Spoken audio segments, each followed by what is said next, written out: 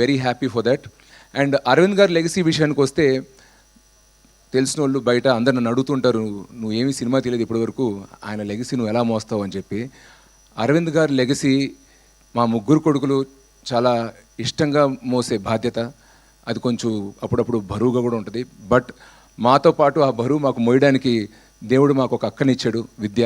దాంతోపాటు స్నేహితులు, మా బన్నీవాసు గారు కానీ, మా నాన్నగారు స్నేహితులు మూర్తి గారు కానీ, మా కజిన్ తేజ కానీ, మా సీను కానీ, మాతో పాటు ఆ పల్లకి ఆ బరువును మోయడానికి వీళ్ళందరూ నాతో పాటు ఉన్నారు.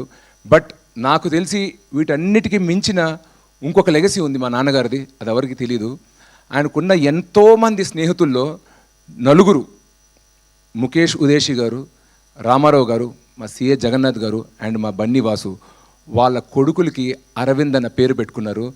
నాకు తెలిసి there is no greater way somebody can express love or gratitude for another person than naming his son after him. So నాకు తెలిసిన మా ఫాదర్ లెగసీస్లో అన్నిట్లోనూ అతి గొప్పది అదే.